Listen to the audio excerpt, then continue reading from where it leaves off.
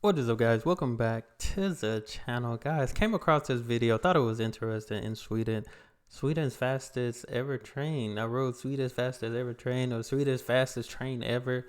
I don't know if I'm grammatically saying that right or they did, but thought this was very interesting. So I'm gonna let y'all be the judges that whatever train that it is that he's on, is it the fastest in Sweden? Y'all let me know in the comments below. Hit that subscribe button. Give this video a thumbs up as it helps the channel. Let's go. What do you think is Sweden's fastest train?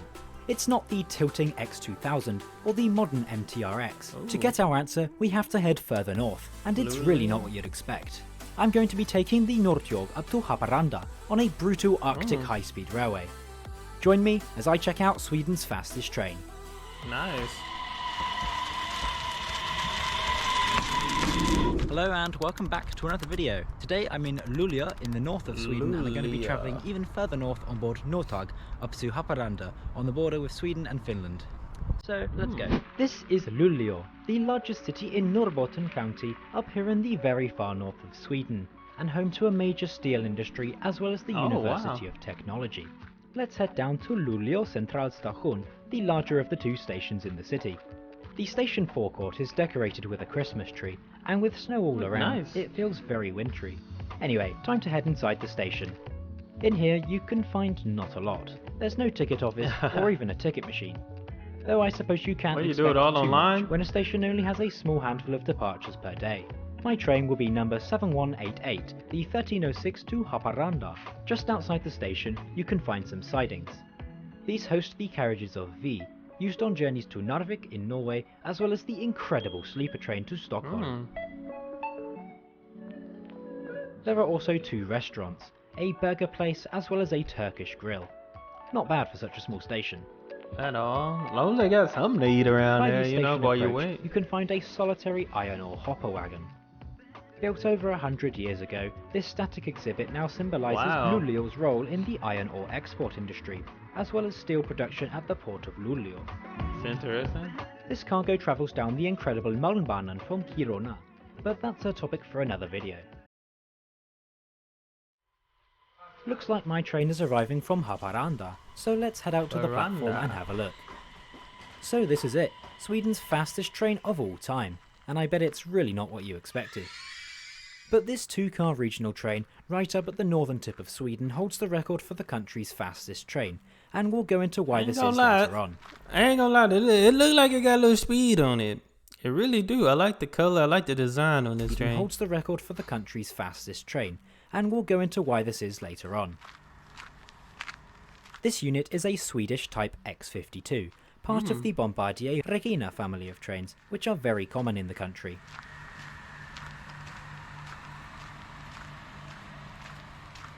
The service is operated by Norrtåg, a brand owned by the local regional authorities, with staffing contracted out to V, the national operator of Norway. Nice. One of the first things you'll notice when boarding these trains is the 2+3 seating layout.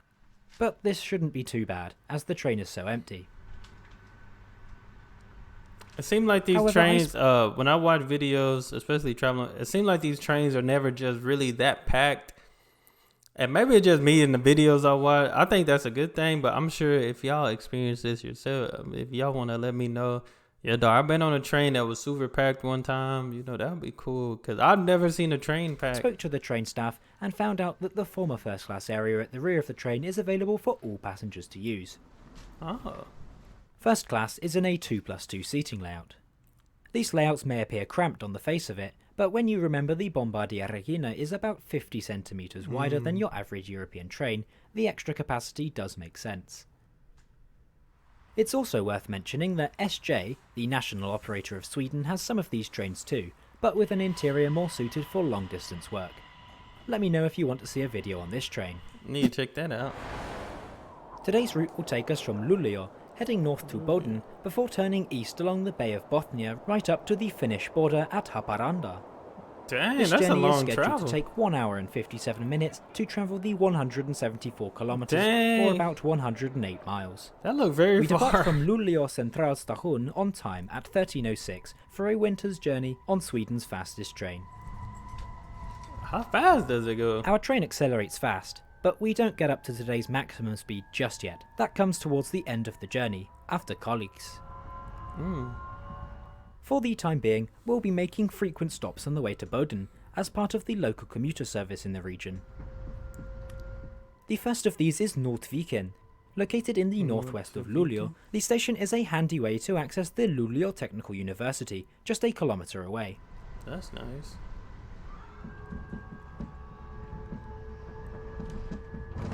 Oh. After about 20 minutes, we're on the approach to Boden Centralstation.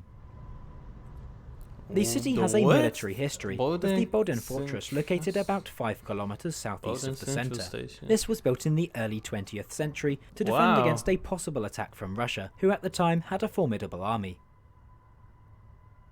Boden Station is a beautiful construction, consisting of a quaint wooden building. On this, the sign proclaims we are 1,094 kilometers from Stockholm.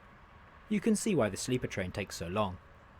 The city itself actually started life as a railway junction, serving various routes here in Norrbotten County, and is the northernmost major junction in the country.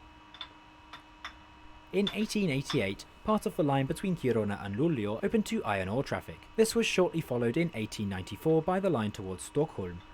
Finally, the line to Haparanda fully opened sometime later in 1915.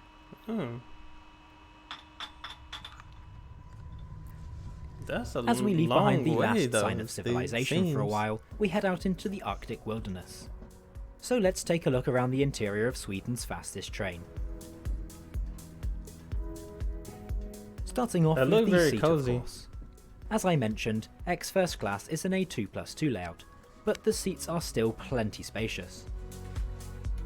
Now on to comfort. This is an area in which these units really exceed, with some outstanding padding making the seat really comfy. I like the design on it. I'd even go as far to say that this is the best seat I've ever had on a regional train. I'm surprised. I would have been asleep on that thing. The seats are covered with various names. I'm not sure who these people are, so please tell me in the comments if you know. As for legroom, well, it's simply fantastic. Just look at all this space. Wait a minute, how tall are you? Tall is this guy? Oh, and you may have noticed this typically Scandinavian feature. Instead of bins, all seats have a few plastic bags. Oh, that's On the good. seat in front, you can find a small storage pocket, ideal for keeping your smaller items. Above this, you can find the seat back table.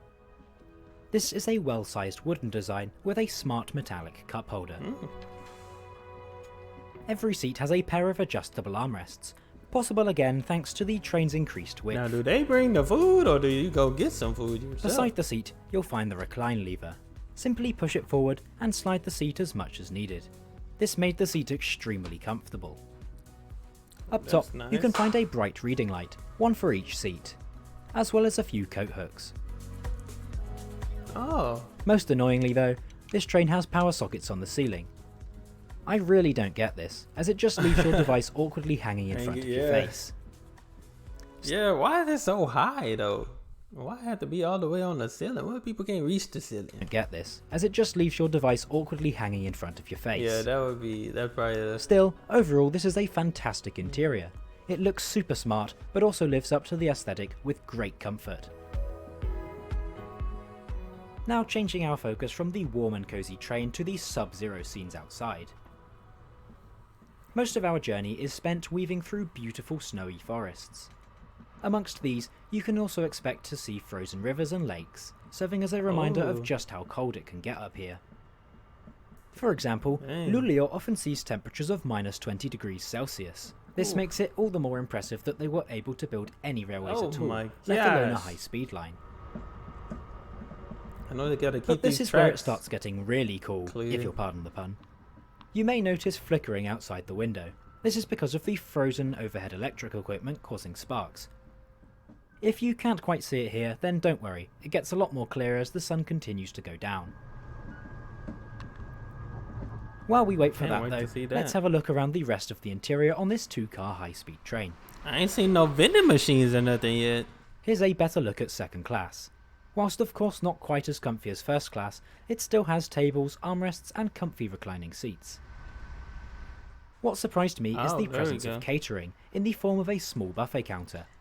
And considering we're in Sweden, the food and drink prices were actually pretty reasonable too. This is also where you can buy tickets if you haven't done so already. Okay, Moving further along, we can find this very strange looking contraption. This is actually a low floor section with a rotating lift, fittingly located next to the wheelchair space and an accessible toilet. As for the toilet, it was in a good condition. Soap was provided, and thankfully the tap water was nice and hot. That's good. That's always good. Paper towels are available to dry your hands. Finally, let's take a quick look at the free onboard Wi-Fi. Hey, Wi-Fi important, man. I've got to say, given we're in the middle of nowhere, the connection speeds certainly weren't bad. We've now arrived into our next station, Kalix. This is the newest station on today's route, only opening to passenger service in mid-2021, despite the freight-only railway to Kalix having opened some 60 years prior.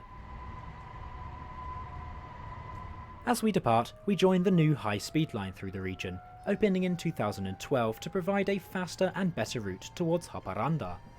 This is where we can accelerate to our maximum speed of 200 km an hour. This is the fastest we will go on the journey today, as despite the line being capable of 250 km an hour, and the train able to go even faster still, regulations only permit this speed. Here you should be able to catch a good look at the sparking pantograph, and maybe even see the glittery effect from the frosted over grass. I can kind of see it. By one of the drivers. I think I've seen it earlier in the video too, if I'm not mistaken. Maybe even see the glittery effect from the frosted over grass. By one of the driver's cabs, there's a plaque commemorating this train's historic status, giving details of its national record.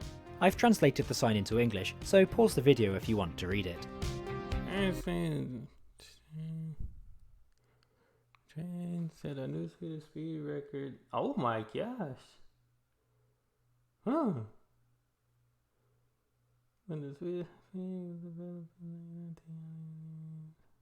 That's pretty cool. 300. I was lucky enough to be able to film out of the rear cab on 300. I think it showed that it was what, 155 miles per hour. This journey, affording me unrivaled views of this Arctic high-speed railway line.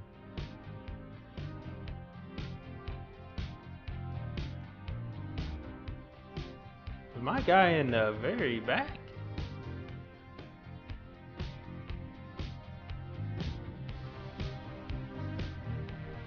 Beautiful sunset. Being this far north in winter, it's already starting to get dark. This is despite it not even being 3 PM yet. What? So now on to how much this journey costs. I simply turned up and bought my ticket from the buffet counter upon boarding. This cost me 175 Swedish krona. Personally, I think that considering Sweden is a generally expensive country, this is great value for money. It's also worth mentioning that you can even get a nominal discount of around 15% if you choose to book online. That's not bad considering the fact that the distance they're traveling, people be flying that distance. Like, I think when we go to Florida, it take about 2.5 hours, depending on the weather. It takes about 2.5 hours to fly to Florida. And that's gonna cost you like $300 to $400. Let alone you can go almost 2 hours away for $20. Come on now, and it looked just as cozy as a plane would. Look more cozier than a plane, actually. We are now on the approach to Haparanda, the station itself being an interesting sight. Of course, the station has served a historic role in the past, being the frontier between Sweden and Finland, just a short ride away. Border control was carried out here in the station, different gauges necessitating the need to change trains. Historic luggage and containers have been placed on display in the station's waiting hall, serving as a memory of a much more closed border. Nowadays, you can walk freely around the station and between the two countries, but the building remains as a symbol of the town's past. And speaking of Haparanda, we've arrived at the station on time at 15:03. After this journey, I really think that this is probably the best regional unit out there. It has fantastic comfort and facilities, and I thoroughly enjoyed the journey. Haparanda. But as always, I'd love to know what you thought about this trip, so don't forget to leave a comment. This was just one of many amazing journeys in Scandinavia, but for a look at one of the troublesome trains in the region, click up here now to watch my video on Denmark's disastrous IC4 trains. Okay, I find these trains interesting because, like I said, I always see videos talking about the transportation system and stuff, and it's cheap. It's very affordable. Like going anywhere for a good price. Cause here, I mean, even if I were to drive like an hour or 2 hours away, it's still gonna cost a lot to fill up your car with gas. You know what I'm saying? But like I said, let me know if y'all think this is the fastest. If y'all got a video of one of the fastest trains. But it says it got the record, so I mean the stats didn't lie with the little plaque they had in there. But that's all I have for this video. Like I said, thought this was interesting that I came across something different. But y'all hit that subscribe button. Y'all be blessed, be the best, and be you. I'm out.